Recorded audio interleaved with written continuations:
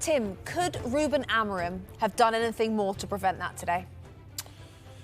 Well, I think it's always, the question is always about systems, and we see it with Ange Postecoglou. That's probably the leading headline of the season, is just a manager not willing to change. Ruben Amorim was interesting because he stuck with his lineup, he stuck with his tactics, and then very quickly had to hook Xerxes and change. Robbie and I were discussing it. He changed it a little bit. It wasn't full out, but he had to stop the rot in the midfield, and he tweaked it a little bit. He's going to have to figure it out. I get what he's saying. He talked to Gary Neville, and he said, look, if I change who I am as a manager, I completely lose my team. That's not true. It's not true. What he needs to do is, in certain positional profiles, have an idea of how they're supposed to play. But you can tweak things. You can stuff another player in the midfield. You can go to a back four at times. It doesn't always have to be exactly the way you're going to do it. And I think he's learning that quickly. It's interesting because you mentioned that pre-game interview with Gary Neville, in which he sort of said a coach changes their philosophy, changes their belief, they die. And yet he had to slightly change it today. Yeah, he got Mainu on, who was better, who gave him a spot back. He got Eriksen playing from the left side, but was really a third midfield player. And as soon as we got the team sheet back, we looked at it and said, Casemiro and Eriksen in the middle of the park, worry. And he's got to have to look back at that and say, did I get that right? And I don't think he did. I don't think in any way he could say he didn't have the athleticism, didn't have the capacity to go toe-to-toe with the three Newcastle players who won the game. The problem I'm getting at the moment for Manchester United is, I understand they're not winning games, but this is about learning. Well, what do we learn against Wolves? Bruno gets sent off. I'm not sure what we learned. What have we really learned today? They were better second half. Newcastle dipped off a little bit and United were a little bit better because of circumstances, but it's not great. It's mediocre at very best. So, of the players that he's got and the tests that are going on, how many are we starting to get to a conclusion on? Where are we down the road of like getting to something like a best 11? Was it 11 games now in all competitions? We should be getting a feel of where we are at the moment. It still feels like lots of balls are up in the air. I mean, give me some names that he would keep. Ahmad, Garnacho, Bruno, the goalkeeper.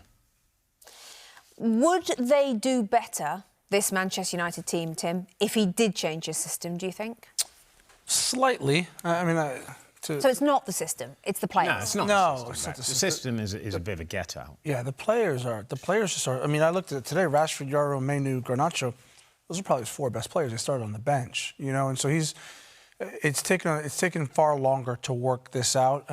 Look, I think I've always stood by the fact they need to trim some of the fat, get some players out in January, which will be difficult. Get a couple in. Certainly an overhaul in the summer.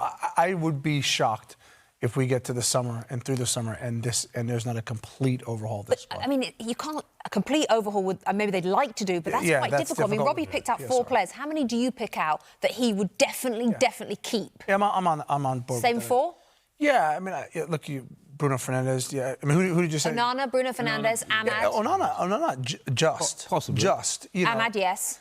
Ahmad, yes. Bruno Fernandes? Fernandes, for sure. The other one you picked out was Mainu. Yeah, definitely Mainu. Yeah, absolutely. For the potential of those. But outside you can't of that, get rid of the rest of them, can you? No, you can't. You can't. Well, it's interesting today, Bex, when I've looked at both teams, and I said it before the game, and I'm happy to say it again, the team in black and white have got better players than the team in red. Far better players. So systems and how you play and all that goes into it. But the black and white team are better, were better coached, had more energy, wanted to go about their business, and you see the kind of run they're on. And talking about Newcastle, it was a bit of a stop-start first sort of quarter of the season, wasn't it? Mid-table at one point, and people saying, has Eddie gone so far with this team? He's refreshed them, they've come again, they've had their injuries that they've dealt with, and that looks like a proper team. You see him at the end, that looks like proper team spirit. We've said this over and over. I mean, you can't give Eddie Howe enough credit. He's a fantastic manager. He's got some good players, but, I mean, the profile of this team, the way they go about their business, the way they run and charge around and defend and get at it, it's a fantastic team. OK, congratulations to Newcastle United. Loads more to come on Goals On, but we're going to take you back to our commentary team. Lee Dixon alongside John Champion. Gentlemen, they're giving us about 4 names as we start to go through this squad. Good luck to Ruben Amorim getting rid of about 20 players in the summer, by the way. Yes, yeah, my concern at the moment is for my colleague here who spent the evening being so angry. How are you at the moment? I'm OK. You calm down? Yeah, I mean, it's football. We can get emotional about it, and I do get emotional when I see players not doing their best. Not so much. We all have bad games. We all do things, make mistakes, but they're just the basics. I said in commentary, you've got to go back to basics, and I get what Amorim's saying about this is who I am, this is my style, and I don't blame him for not changing. He wants to win games. He can tweak it, as Tim said, but ultimately, George Graham played 4-4-2.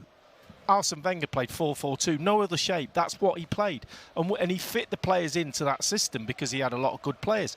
These players have got to go home tonight and all look at themselves and go, right, in front of the mirror, did I do my best? I made a few mistakes. Did I give everything for the shirt that I'm wearing? And majority of them say no. I felt sorry for Højlund. I felt sorry for Kirksey going off like he did and getting clapped by his own supporters.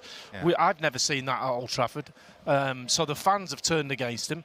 Amorim's got a massive job, the boys have already said, and keeping 4 of them, I think that's quite a lot. But I mean, you say what the players should be doing. On the evidence of what we've seen so far, that's not happening. So where do they go from here? Well, that's the point. He needs time. If the players can't fit into his system and they're not doing good enough, he can't change them all at once, because that can't just happen, because there's a lot of them out there. So he's got to go through this process till the end of the season, and then he'll have 2 transfer windows. By the end of the summer, he'll have a team when he start again next season that he can say, oh, that's more or less, going on the way to that. I'll give you 10 seconds to say something positive. Smile and say something nice about Newcastle. Brilliant. I thought the setup, their team, their energy, everything the boys have said, fantastic, really pleased from great football club. Fans were brilliant. How many seconds is that? You still haven't smiled, have you? Yeah, maybe we can ask for too much. So Alexander Isak got one of the vital goals tonight. 6th Premier League game in a row in which he's been on the score sheet. Hi there, I'm Rebecca Lowe, studio host of NBC's coverage of the Premier League. Don't forget to hit subscribe to watch more videos all season long. And if you want even more Premier League content, from original series to live matches, head over to Peacock.